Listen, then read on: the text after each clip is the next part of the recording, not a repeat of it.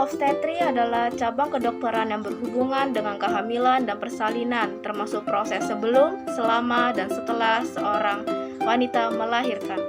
Ginekologi adalah cabang kedokteran yang fokus pada kesehatan tubuh dan organ reproduksi wanita. Dokter spesialis obstetri dan ginekologi sering disebut dengan dokter OB/GYN atau dokter kandungan.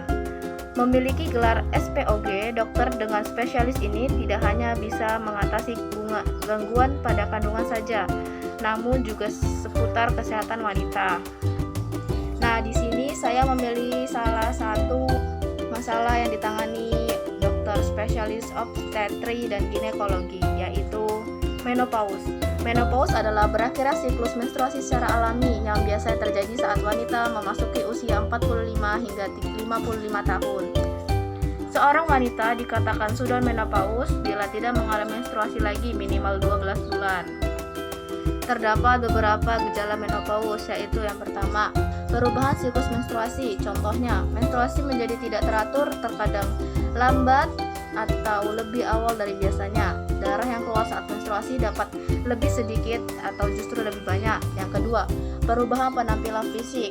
Contohnya, rambut rontok, kulit kering, payudara kendur, berat badan bertambah. Yang ketiga, perubahan psikologis. Contohnya, suasana hati berubah-ubah atau kemudian sulit tidur, depresi. Yang keempat, perubahan seksual. Contohnya, vagina menjadi kering, penurunan libido atau gairah seksual. Yang keenam, perubahan fisik. Contohnya, merasa panas atau gerah sehingga mudah berkeringat. Kondisi ini sering disebut dengan hot flashes. Berkeringat di malam hari, pusing, jantung berdebar, infeksi berulang pada saluran kemih. Selain mengalami berbagai perubahan di atas, wanita yang telah menopause menjadi lebih berisiko mengalami penyakit jantung dan osteoporosis. Penyebab menopause. Yang pertama, primary ovarian insufficiency. Kondisi ini terjadi akibat kelainan genetik atau penyakit autoimun yang membuat indung telur berhenti berfungsi. Yang kedua, operasi pengangkatan rahim atau histerektomi. Setelah histerektomi, seorang wanita memang tidak akan langsung mengalami menopause, namun cenderung akan mengalami menopause lebih awal. Menopause dapat langsung terjadi setelah histerektomi bila indung telur diangkat. Yang ketiga, pengobatan kanker. Kemoterapi atau radioterapi untuk mengatasi kanker rahim dapat merusak indung telur sehingga memicu menopause ini. Diagnosis menopause. Seorang wanita dikatakan mengalami menopause bila menstruasi setelah berhenti selama 12 bulan. Menopause didahului dengan munculnya berbagai perubahan pada masa perimenopause yang disebut gejala menopause. Untuk mengetahui menopause bisa dilakukan dengan yang pertama, pemeriksaan FSH atau Follicle Stimulating Hormone dan hormon estrogen. Menopause ditunjukkan saat kadar FSH meningkat sedangkan kadar estrogen rendah. Yang kedua, pemeriksaan TSH atau Thyroid Stimulating Hormone dan hormon tiroid. Pemeriksaan kadar hormon ini untuk memastikan penderita tidak mengalami hipotiroidisme atau penurunan hormon tiroid yang dapat menimbulkan gejala serupa dengan menopause.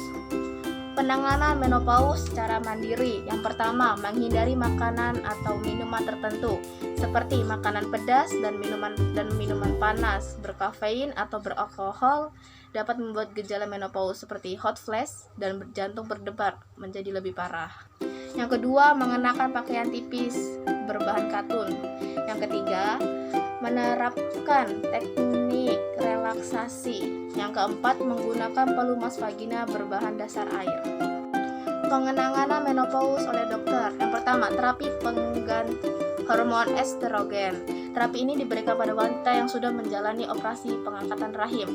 Yang kedua, terapi kombinasi atau estrogen dan progesteron. progesteron. Terapi ini diberikan pada wanita yang mengalami menopause secara alami. Ada beberapa jenis obat juga dapat diberikan untuk mengatasi gejala menopause. Yang pertama, obat antidepresan. Obat ini diberikan untuk mengatasi gejala hot flashes dan gangguan suasana hati bila pil estrogen diberikan karena alasan kesehatan. Yang kedua, gabapentin. Obat kejang ini diberikan untuk mengatasi keringat yang muncul pada malam hari. Yang ketiga, clonidine. Clonidine digunakan untuk hipertensi dan diberikan untuk meredakan gejala hot flashes. Yang keempat adalah antibiotik. Antibiotik diberikan bila terjadi infeksi berulang pada saluran kemih. Yang kelima, minoxidil.